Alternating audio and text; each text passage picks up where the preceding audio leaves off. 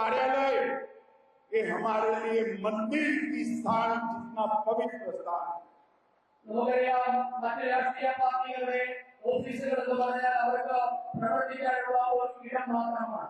എന്നാൽ ഭാരതീയ ജനതാ പാർട്ടിയെ സംബന്ധിച്ചിടത്തോളം നമ്മുടെ കാര്യാലയങ്ങളുടെ ക്ഷേത്രത്തോളം തന്നെ പവിത്രമായ സ്ഥലമാണ്. कार्यालय के बगैर विचारधारा कार्यकर्ता तक पहुंचती नहीं है।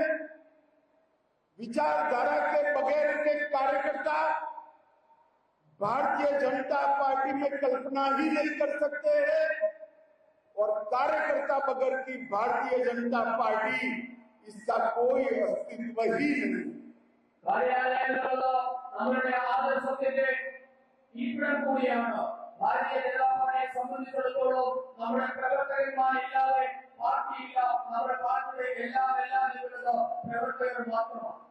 इसलिए हमारे लिए केरल के सचिवालय में मुख्यमंत्री बिठाने से भी ज्यादा महत्वपूर्ण काम है कि हमारा कार्यालय कार्यकर्ताओं के माध्यम से विकसित केरल का एक नींव डालने का कार्यक्रम बने।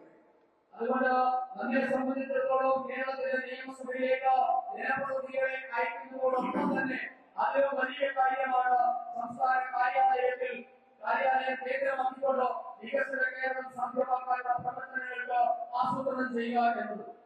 भाइयों बहनों, महान नेता और हमारे प्रधानमंत्री श्री नरेंद्र मोदी जी ने विकसित भारत की संकल्पना देश के 140 करोड़ लोगों के सामने रखी। നമ്മുടെ ബഹുമാനപ്പെട്ട ആദരണീയനായ പ്രധാനമന്ത്രി വികസിത ഭാരതം എന്ന സങ്കല്പമാണ് രാജ്യത്തെ 145 കോടി ജനങ്ങളുടെ മുമ്പാകെ അവതരിപ്പിച്ചിട്ടുള്ളത്. और मैं केरल के भाइयों बहनों को बताने आया हूं, विकसित भारत का रास्ता विकसित केरल से होकर ही जाता है। കേരളത്തിലെ സഹോദരന്മാരോട് ഞാൻ പറയാൻ ആഗ്രഹിക്കുന്നു, വികസിത ഭാരതം എന്നുള്ളത് വികസിത കേരളത്തിൽ കൂടിയാണ് സാധ്യമാകാൻ പോകുന്നത്. दक्षिण के शक्तिशाली राज्यों के विकास के बगैर विकसित भारत संभव ही नहीं। ദക്ഷിണ ഭാരതത്തിലെ സംസ്ഥാനങ്ങൾ വികസിക്കാതെ വികസിത ഭാരതം സാധ്യമാകാൻ പോകുന്നില്ല. और महान केरल राज्य जो अनेक संस्कृतियों का मिल मिलाप कर आगे बढ़ने वाला राज्य है, विकसित केरल आज से भारतीय जनता पार्टी का मूल उद्देश्य बनने वाला है। ഈ വിവിധ സംസ്കാരങ്ങളുടെ വിവിധ ആശയധാരകളുടെ കേന്ദ്രമായ കേരളത്തിൽ വികസിത കേരളം എന്ന ഭാരതീയ ജനതാ പാർട്ടിയുടെ ആശയമാണ് കേരളത്തിലെ വികസനത്തിന് അടിസ്ഥാനമാകാൻ പോകുന്നത്. भाइयों बहनों, जिस आधार पर विकसित केरल की कल्पना हम करते हैं, उसके मूल में मोदी जी के 3 सिद्धांत। पहला, करप्शन बगैर का गवर्नेंस। ഏത് അടിസ്ഥാനത്തിലാണോ നാം വികസിത കേരളം എന്ന സങ്കല്പം മുന്നോട്ട് വെക്കുന്നത്, അതിന്റെ അടിസ്ഥാനം എന്നുള്ളത് നരേന്ദ്രമോദി മുന്നോട്ടേക്ക് വെക്കുന്ന 3 കാര്യങ്ങളാണ്. അതിൽ ഒന്നാമത്തേതാണ് അഴിമതിരഹിത ഭരണം. दूसरा, सरकारी योजनाओं में कोई भेदभाव नहीं, വിവേചനമില്ലാതെ സർക്കാർ പരിപാടികളുടെ നടപ്പാക്കൽ. और तीसरा, वोट बैंक पॉलिटिक्स से ऊपर उठकर केरल के विकास की संकल्पना। പീഡന രാഷ്ട്രീയം അവസാനിപ്പിച്ചുകൊണ്ട് വോട്ട് ബാങ്ക് രാഷ്ട്രീയം അവസാനിപ്പിച്ചുകൊണ്ടുള്ള വികസനം. भाइयों बहनों, कम्युनिस्ट पार्टी और भाजपा दोनों केडर बेस्ड पार्टी है, സിപിഎമ്മും ബിജെപിയും കേഡർ സ്വഭാവത്തിലുള്ള പാർട്ടികളാണ്. मगर दोनों में बहुत बड़ा अंतर। कम्युनिस्ट पार्टी के लिए केरल का विकास, इसके ऊपर केडर का विकास।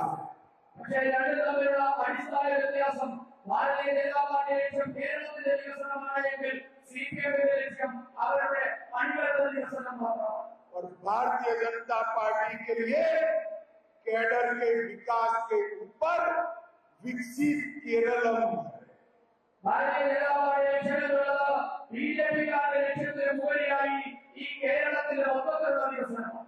और मित्रों ये एलडीएफ यूडीएफ एलडीएफ केरल की जनता ने कई साल तक दोनों को मौके दिए, मगर दोनों ने किया क्या?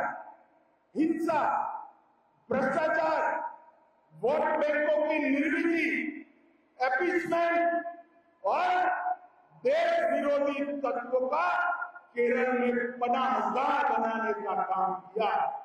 കേരളത്തിലെ ജനങ്ങൾ എൽഡിഎഫിനും യുഡിഎഫിനും നിരവധി അവസരങ്ങൾ നൽകിയിരുന്നു.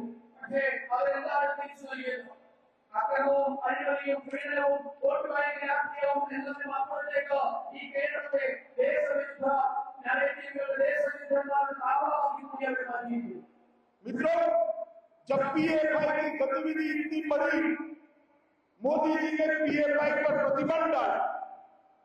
मैं आज पूछना चाहता हूं, जिस धाराओं के तहत मोदी जी ने पीएफआई पर प्रतिबंध दिया, वो सारी धाराएं केरल सरकार के पास भी सारी शक्तियां थी. क्यों केरल की लेफ्ट सरकार ने पीएफआई को प्रतिबंधित नहीं किया?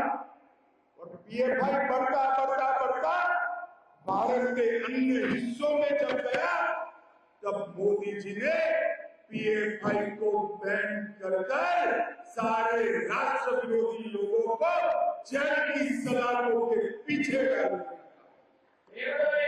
ഈ കേരളത്തിൽ ഭരിച്ചുകൊള്ളുന്ന മതതീവ്രവാദ രാഷ്ട്രീയം ഗോകുലപ്പുഴയുടെ നേതൃത്വത്തിൽ നടന്ന മതതീവ്രവാദ രാഷ്ട്രീയത്തെ തടയുന്നത് നരേന്ദ്രമോദി സർക്കാരാണ്. ചോദിക്കാൻ ആഗ്രഹിക്കുന്നു, പിഎഫ്ഐക്കെതിരെ എന്ത് നടപടിയാണ് ഈ കേരളം ഭരിക്കുന്ന ഇടതുപക്ഷ സർക്കാർ എടുത്തതെന്ന് അറിയാൻ ആഗ്രഹിക്കുന്നുണ്ട്. പിഎഫ്ഐയെ മോദി സർക്കാർ നിയോഗിച്ച ശേഷവും കേരളത്തിൽ അവരുടെ പ്രവർത്തനം സജീവമാണ്. പക്ഷേ കേരളത്തിലും അകത്ത് പുറത്തുള്ള മുഴുവൻ മതതീവ്രവാദികളെയും ജയിലിനകത്ത്